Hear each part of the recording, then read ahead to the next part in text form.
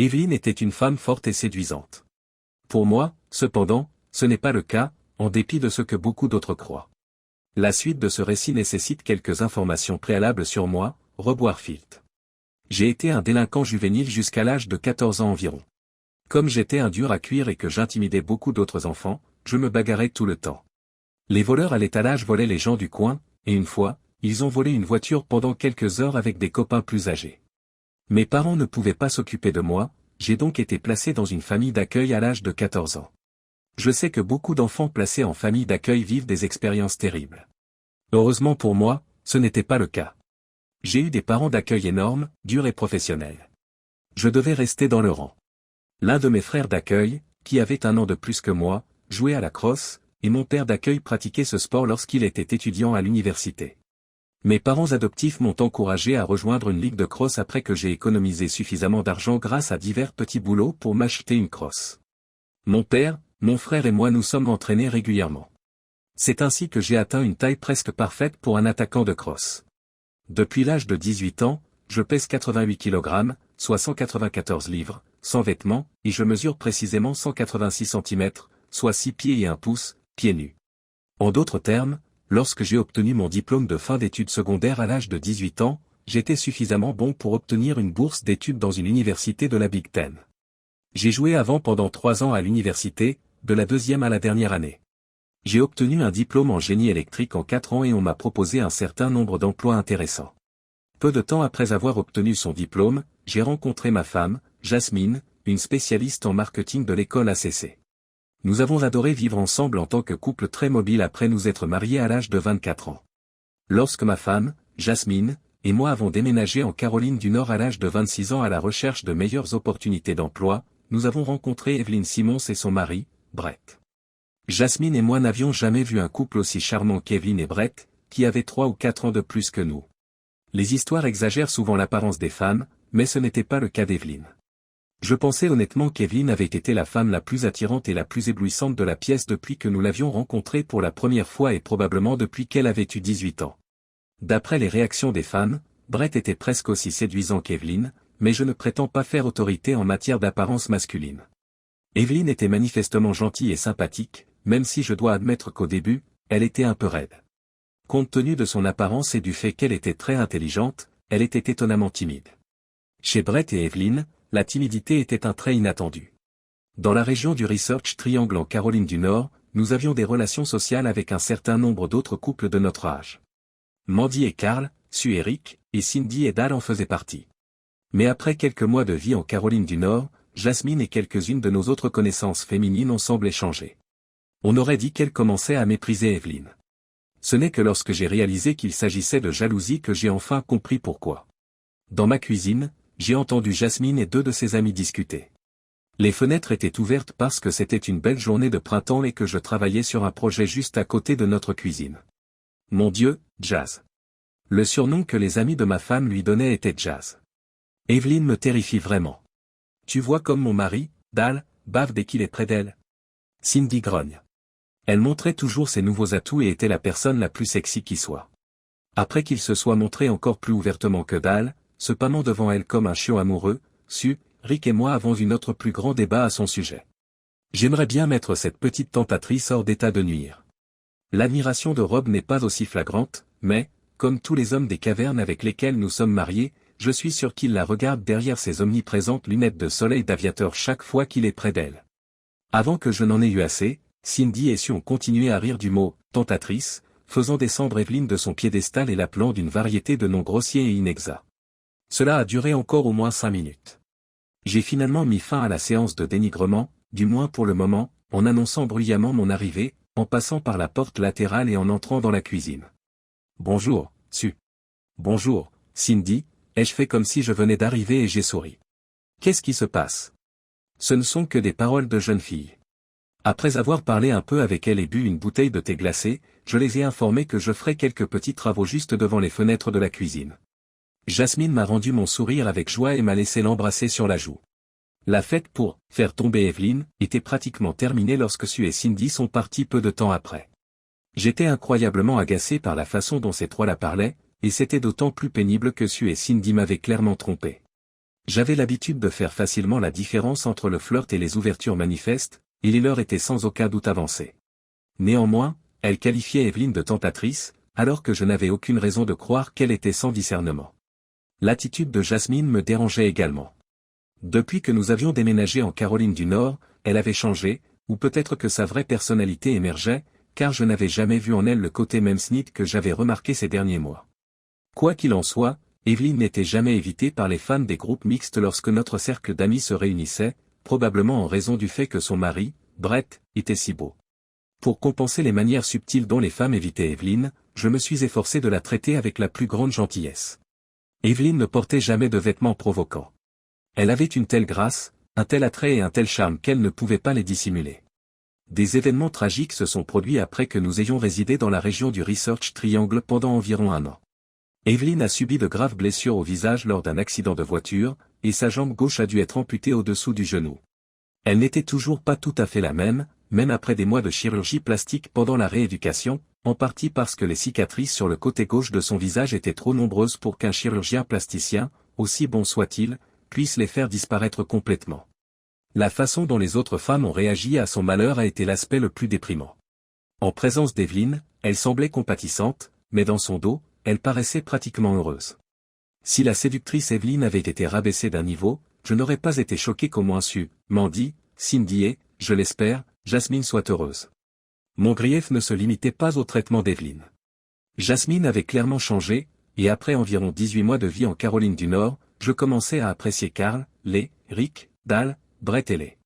À chacune de nos fiançailles, ils jouaient tous au football dans de petites universités de Division 3 et estimaient en quelque sorte que c'était supérieur à mon jeu de crosse dans une université de la Big Ten. Je n'ai jamais fait l'effort de leur faire comprendre à quel point c'était stupide. Par rapport à la Division 3, les athlètes des conférences telles que la Big 10 sont généralement d'un tout autre niveau. Par rapport à l'époque où nous étions mariés, Jasmine était moins aimante, beaucoup plus hargneuse et plus préoccupée par les biens financiers. J'ai discuté de ces changements avec elle, mais elle m'a dit que j'imaginais des choses, que ses idées évoluaient simplement ou que je devenais plus sensible. Je n'interagissais avec les hommes de notre groupe que lorsque nous sortions avec nos épouses. J'ai pris des cours de tennis, j'ai rejoint une ligue de softball et j'ai fait de nouvelles connaissances masculines avec lesquelles je m'entendais bien. Environ 3 mois après l'accident d'Evelyne, le premier incident notable s'est produit. Elle avait reçu plusieurs visites de ma part à l'hôpital, une prothèse de jambe lui avait été posée et je l'avais aidée à entrer en contact avec un centre de rééducation de premier ordre. Alors que je courais dans un parc du quartier, j'ai entendu ce qui ressemblait à des sanglots en passant devant un bosquet solitaire avec quelques bancs. Pensant que quelqu'un était peut-être en détresse, j'ai interrompu mon sprint et je suis entré dans le bosquet. J'ai trouvé Evelyne en train de sangloter, assise sur un banc.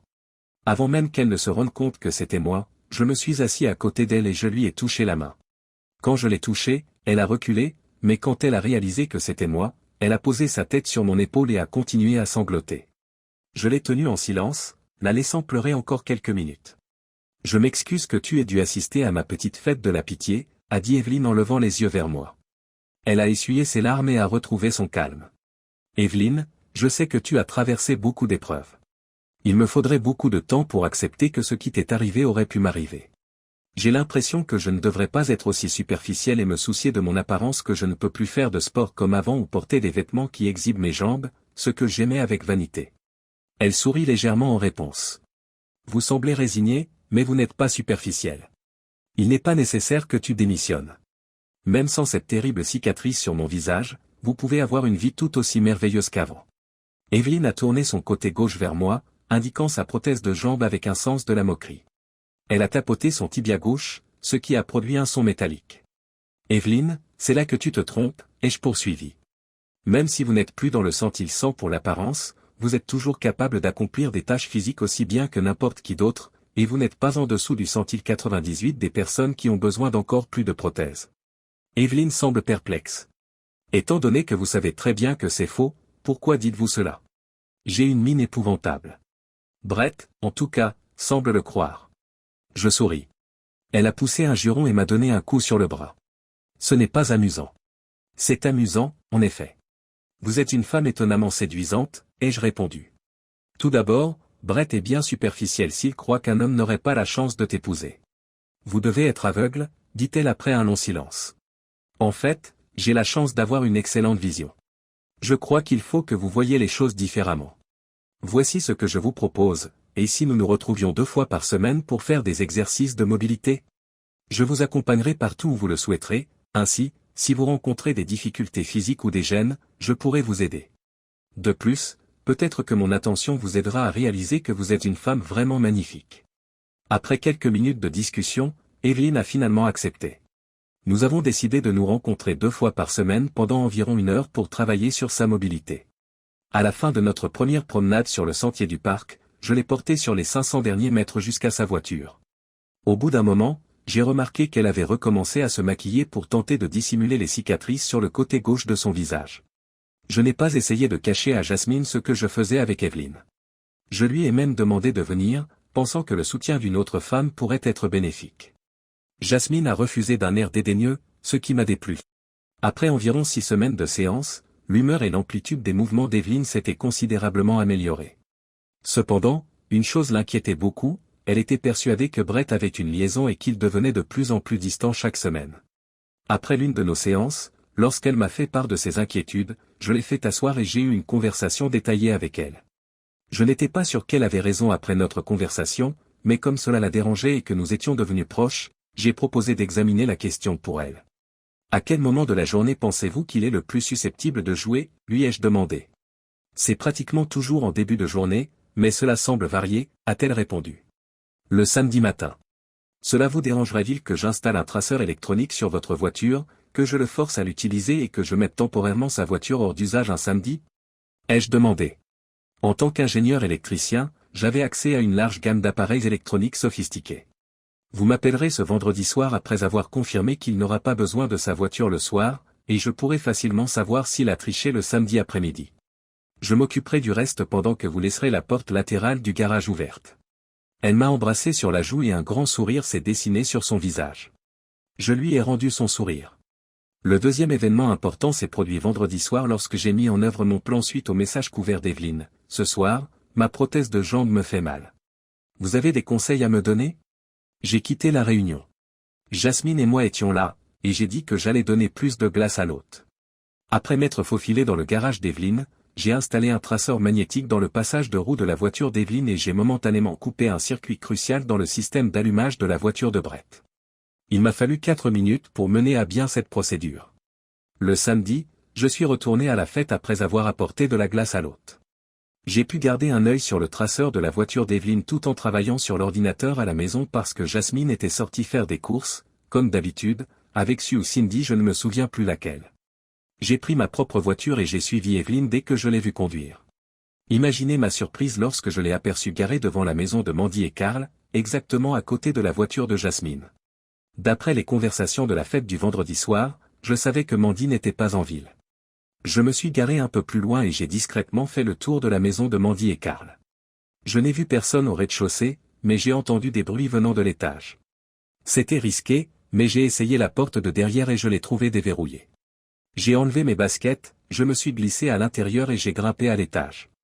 Ma surprise s'est transformée en fureur lorsque, dans la chambre principale, j'ai entendu des bruits de sexe et que j'ai vu Jasmine et Carl sur le même grand lit que Sue. Mon envie immédiate, alimentée par mon expérience de délinquant juvénile coriace et mon côté agressif d'attaquant de crosse, a été d'entrer en trombe et de tabasser Brett.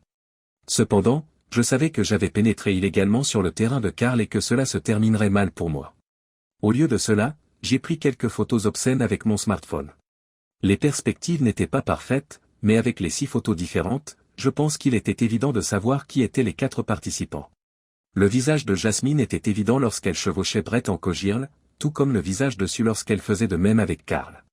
Sur l'une des photos, le visage de Brett était également très visible. Comme Carl était allongé sur le ventre et qu'il était le plus éloigné de moi, son visage n'était pas aussi visible. Cependant, toute personne qui le connaissait pouvait l'identifier parce qu'il s'agissait de sa chambre à coucher. J'ai jeté un coup d'œil rapide aux photos, je suis redescendu, j'ai remis mes chaussures et je suis sorti. Après le premier tour, j'étais certain que les tricheurs allaient changer de partenaire, car je devais faire quelque chose. J'ai conduit jusqu'à la résidence d'Evelyne après avoir dégonflé les 2 pneus arrière de la voiture de Jasmine. Je ne crois pas m'être jamais senti aussi furieuse de ma vie.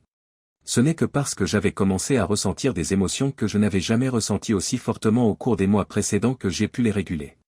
Sur le chemin de l'appartement d'Evelyne, je l'ai appelée et lui ai demandé si elle voulait aller boire un verre, en précisant que j'avais besoin de parler.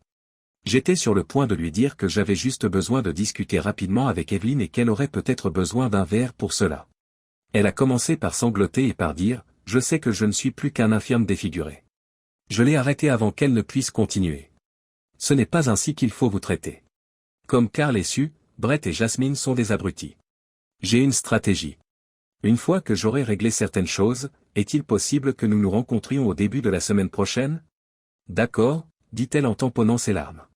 Pendant la semaine prochaine, tu devras être la meilleure actrice possible pour garder Brett dans l'ignorance. En es-tu capable? Oui, je le peux, répond Evelyne en essuyant sa dernière larme et en affichant une expression de défi.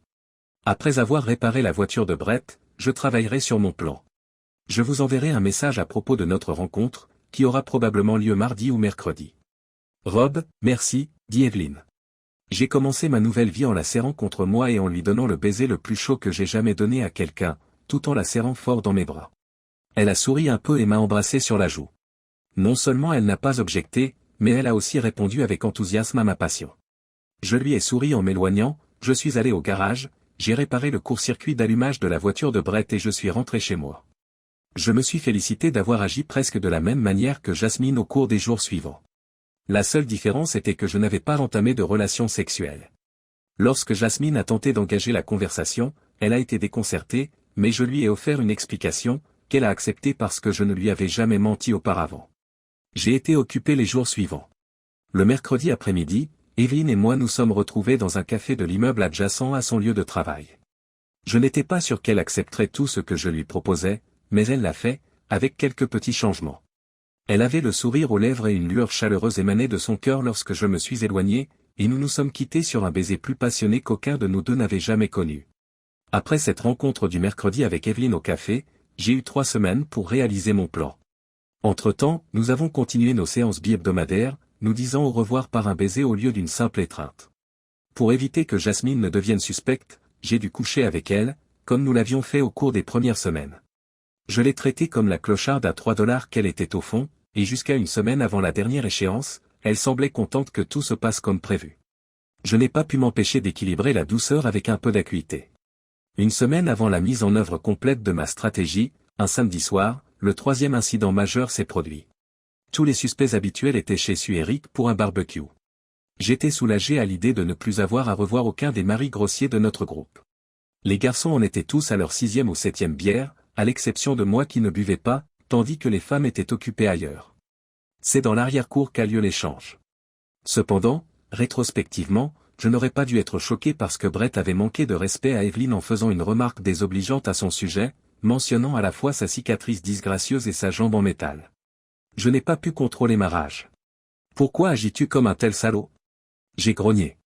Tu n'as pas le droit de parler de ta femme de cette façon. J'ai utilisé d'autres termes forts, dont certains suggéraient que lui et sa mère avaient un lien particulier. À ma grande joie, Brett, surpris, a fait un geste vraiment stupide. Je crois que cette bouteille de bière ont alimenté sa colère. Outre la présence des autres gars et son comportement généralement saccadé, il pensait bêtement que le fait de jouer au football en Division 3 le rendait plus fort que moi, un joueur de crosse d'une grande conférence. Il a grogné en s'approchant de moi, les mains crispées. Espèce de mauviette, je dirai tout ce que je veux sur ma femme, et je vais aussi te laisser des cicatrices sur le visage. Je lui ai donné un coup de tête dans le nez alors que son visage se trouvait à environ un demi-mètre de moi, le brisant et l'envoyant au sol, où il gisait, haletant et gémissant. Ma satisfaction s'est accrue lorsque Carl, peut-être motivé par la même stupidité que celle qui avait inspiré Brett, m'a attaqué. Dans le même mouvement, j'ai arrêté le coup de Carl en état d'ébriété en saisissant son poing droit avec ma main gauche. J'ai marché sur son bras droit et l'ai cassé après avoir frappé son genou gauche avec mon pied droit et il s'est effondré au sol. J'ai grommelé et j'ai pointé du doigt Dal, qui semblait vouloir faire quelque chose. N'y pense même pas. Pourquoi as-tu fait ça, dit Rick en se penchant sur Brett qui gémissait et se tordait. Ne t'inquiète pas outre mesure. Il semble que Rick, Brett et Carl aient eu des liaisons avec votre femme, pendant un certain temps. Les photos vous seront envoyées dans les prochains jours. Evelyne est restée en arrière-plan, souriante, tandis que les autres femmes piétinaient tout le monde à ce moment-là. Jasmine a explosé parce que je n'ai pas pu m'empêcher de me couvrir du sang de Brett et parce que Carl et Brett criaient tous les deux à l'agonie alors que je restais là, l'air fou. Rob, qu'est-ce que tu as fait? Calmement, j'ai répondu, j'ai battu vos amants après qu'ils m'aient attaqué. Heureusement pour vous et su, je n'ai rien écrasé d'autre. Jasmine et Su m'ont crié dessus alors que je me dirigeais vers ma voiture. J'ai choisi de les ignorer. J'ai été surpris lorsque Jasmine est rentrée à la maison. J'étais déjà au lit. Elle s'est alors mise à pester tout en allumant le plafonnier de notre chambre. Je m'en fiche, mais Brett et Carl ont tous les deux besoin d'aller à l'hôpital. Carl a un genou meurtri et un bras fracturé, tandis que Brett a une commotion cérébrale et un nez cassé. Jasmine a été surprise par ma réponse. Espèce d'adultère, éteins la lumière et quitte ma chambre. Va dormir dans la chambre d'amis. Le premier choc l'a fait craquer. Tu ne dois pas me parler ainsi. C'est le mieux qu'elle ait pu faire. Je lui ai dit, si tu ne dégages pas d'ici, je te jette dehors sans tes clés, et tu pourras passer la nuit dehors ou t'occuper de tes copains, en me levant du lit et en lui faisant face. Elle a commencé à bafouiller, et je ne me suis pas soucié de savoir qui c'était. De quoi tu parles? Manifestement, ce que j'avais dit plus tôt n'avait pas été enregistré. Elle était peut-être en état d'ébriété, mais je l'ai arrêtée avant qu'elle ne puisse terminer. Je l'ai soulevée avec précaution, je l'ai sortie de la chambre, j'ai placé notre barre de sécurité sous la poignée de la porte, puis j'ai sécurisé et fermé la porte. Après environ 5 minutes pendant lesquelles Jasmine a frappé à la porte, j'ai mis en marche notre machine à bruit blanc pour bloquer le bruit, et 10 minutes plus tard, j'étais dans un état de relaxation totale. J'ai téléphoné à Evelyn le dimanche matin pour lui demander si elle était intéressée par l'accélération de notre fuite. N'importe quand après le lundi me convient, mais j'ai des choses à faire le lundi. Mardi, lorsque Brett et Jasmine seront au travail, j'aurai préparé les serveurs et planifié l'arrivée des déménageurs. J'ai répondu avec joie. Dimanche et lundi, Jasmine a fait l'effort de me parler. Nous pourrions discuter mercredi matin, mais pas avant, lui dis-je en la repoussant. Elle a continué à essayer de me parler, mais j'ai simplement tourné les talons pour partir. Jasmine est partie travailler le mardi matin et les déménageurs se sont présentés chez nous. Je n'ai pas mangé avec elle et je ne lui ai pas parlé avant le mardi. Ils ont rempli la camionnette de tout ce que je souhaitais conserver. Je les ai suivis jusqu'à la maison d'Evelyn après m'être assuré que Brett était parti et nous avons chargé tout ce qu'elle voulait prendre chez elle. Nous avons donné les clés et les instructions à l'homme que nous avions engagé pour conduire la voiture d'Evelyn à Austin, au Texas, alors que les déménageurs terminaient leur travail. J'ai contacté Brett et Jasmine et pris des dispositions pour qu'ils soient servis à leur bureau une fois que les déménageurs et le chauffeur se seraient occupés d'eux. J'ai simultanément envoyé à Brett, Jasmine, Rick et Mandy des photos des tricheurs à partir de mon téléphone. Ensuite, Evelyn et moi nous sommes embrassés passionnément et nous sommes entrés dans ma chambre. Evelyn a souri dès que nous sommes sortis du triangle de recherche. C'est incroyable que je déménage dans une nouvelle ville, que je commence un nouveau travail et que je vive avec un homme avec qui je n'ai jamais couché. Nous nous occuperons de ce dernier point, lui ai-je assuré. Je t'aime et je te respecte, et tu ressens la même chose pour moi, alors tu sais que ce sera fantastique quand on s'arrêtera à Atlanta ce soir. Evelyn a ri, m'a embrassé sur la joue et nous avons commencé à parler de nos nouvelles vies et du logement temporaire que nous habitions à Austin, près de notre nouveau travail, jusqu'à ce que nous découvrions une maison que nous adorons. J'ai acquis quelques connaissances ce soir-là. Même si je ne peux pas dire qu'elles étaient surprenantes, j'étais heureuse d'en recevoir la confirmation. Notre plaisir sexuel n'a pas été affecté par la cicatrice faciale d'Evelyn ni par le fait qu'elle ait perdu sa jambe au-dessous du genou gauche. Ses énormes seins ronds étaient séduisants et elle pouvait bouger son corps dans presque toutes les positions qui lui procuraient du bien-être. Le sexe apporte autant d'épanouissement émotionnel que d'épanouissement physique lorsque l'on est véritablement amoureux de quelqu'un et que l'on échappe à une situation toxique.